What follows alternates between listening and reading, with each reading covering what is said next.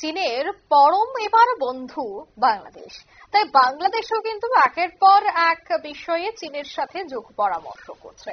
তার মধ্যে এবার অস্ত্র কিনতে চীন সফরে যাচ্ছেন বাংলাদেশের সেনা প্রধান ওয়াকারুজ্জামান। আজ সকালে চীন সফর করলেন। আগামী 27 আগস্ট পর্যন্ত তিনি চীন সফর করবেন বলে জানা গেছে। বিস্তারিত সেই বিষয়ে জানবো। টেলিফোন লাইনে যুক্ত হয়ে গেছে প্রতিনিধি শেখ মনিরুল। মনিরুল, আবারও অস্ত্র কেনার জন্য চীনের উপর ভরসা রাখলো বাংলাদেশ। আমরা বেশ কিছুদিন আগে দেখেছিলাম যে যুদ্ধ বিমান ভেঙে পড়েছিল বাংলাদেশে, আর সেখানে বহু শিশুদের মৃত্যু হয়েছিল, বেশ কয়েকজন গুরুতর আহত, এখনো তারা হাসপাতালে চিকিৎসাধীন। কারণ সে সমস্ত চীনের বিমান তারা ব্যবহার করত এবং একে একে 10 থেকে 12টি বিমান ভেঙে পড়েছে। তারপর আবারও অস্ত্রের জন্য চীনের উপরই কেন ভরসা করছে বাংলাদেশ, কি জানতে পারছো? ইউনূস হচ্ছে অত্যন্ত একজন বিচক্ষণ কূটনীতিবিদ। মার্কিন যুক্তরাষ্ট্র থেকে তার যে দাবি সমূহ তার কিছুটা অংশ আদায় করার পর এবার তার নজর হচ্ছে অবশ্যই চীনের দিকে। ইউনূস ভালো মতোই জানে শুধুমাত্র মার্কিন যুক্তরাষ্ট্রকে বা ইউরোপীয় ইউনিয়নকে খুশি করে তিনি খুব বেশি দিন ক্ষমতায় টিকে থাকতে পারবে না। একদিকে তার যেমন পাকিস্তানের তার সহযোগিতা প্রয়োজন এবং পাকিস্তান পন্থী ইউনূস তিনি ভালো মতোই জানেন এশিয়ার রাজনীতিতে ভারত এবং চীন, যেহেতু ভারতকে তারা শত্রুপক্ষ মনে করে, ভারতের কে তারা সবসময় শত্রু দেশ হিসাবে তারা ট্রিট করে, তাই চীনকে সঙ্গে না নিলে এই ক্ষেত্রে ইউনূসের বিপদ বাড়বে। এটা বিচক্ষণ ইউনূস খুব ভালো মতোই বুঝতে পারছেন।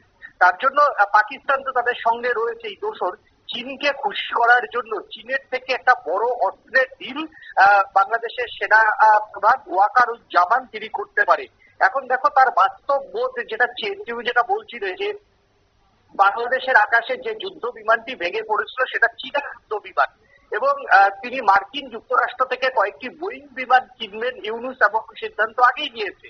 এবং সেই সঙ্গে যদি চীনা অস্ত্র না কেনা যায় তাহলে ভারতের উত্তর পূর্বাঞ্চলে যে তিনি ডিস্টার্বটা করবে সেই ডিস্টার্বটা করতে গেলে চীনকে সহযোগী কনফিডেন্সে না নিলে ভারতের উত্তর পূর্ব সেক্টরে ভারতকে খুব একটা বেশি ডিস্টার্ব করা সম্ভব নয়। তার জন্যই কার্যত চীন সফরে যাচ্ছেন। চীন সফরে গিয়ে আজকে কিছুক্ষণ আগে তিনি চীনা বিদেশ মন্ত্রীর সঙ্গে এটি দেখা করেছেন। চীনা ড্রাগনের দেশের যে ফৌজ তার যে সেনাপ্রধান তার সঙ্গে দেখা করবেন। এছাড়াও চীনের একাধিক মন্ত্রী একাধিক সামরিক অফিসারদের সঙ্গে দেখা করবেন। দেখো আজকে গেছেন, আগামী 27 আগস্ট পর্যন্ত তিনি চীন সফরে থাকবেন, এবং সেই চীন সফরে তিনি একটি দেশের সেনাপ্রধান। তিনি কিন্তু সরকার টু সরকার কোনো চুক্তি করতে পারে না। তিনি যেটা করতে পারেন সেটা হচ্ছে অস্ত্র সামরিক বিষয়গুলির আদান প্রদান, এইগুলি তিনি করতে পারেন। অর্থাৎ তোমার হচ্ছে সমর বিশেষজ্ঞরা একটা মনে করছে যে চীনের সঙ্গে বাংলাদেশের সেনাবাহিনী তো মানে পৃথিবীর র্যাঙ্কিং এ 37 কি 36তম, সেই জায়গা থেকে চীনের সঙ্গে একটু সামরিক যে মহড়া, সেই সামরিক মহড়ার জন্য তিনি প্রপোজাল দিতে পারেন। বেশ কিছু অস্ত্র তিনি কেনার জন্য প্রপোজাল দিতে পারেন, এবং চীনের কাছে এখনো ঢাকার কাছে এখনো পর্যন্ত ব্যালিস্টিক মিসাইল বলতে কিছু নেই। সেই সমস্ত কম দামে ব্যালিস্টিক মিসাইল যদি কিনে একটু ভারতকে চমকানো যায়, সেই সমস্ত বিষয়গুলি নিয়েই আলোচনা করতে তিনি দীর্ঘ চীন সফরে গেছেন বাংলাদেশের সেনাপ্রধান ওয়াকারুজ্জামান। ধন্যবাদ। অর্থাৎ এই চীন সফরে গিয়ে তিনি বেশ কিছুদিন থাকবেন এবং সেখানে বিস্তারিত বিষয় তিনি আলোচনা করবেন। অস্ত্র কিভাবে কেনা যায় তার জন্যই কিন্তু 27 আগস্ট পর্যন্ত চীন সফরে তিনি থাকছেন বলে জানা গেছে। নিয়ে নিচ্ছে ছোট্ট একটি বিজ্ঞাপন বিরতির সঙ্গে থাকুন।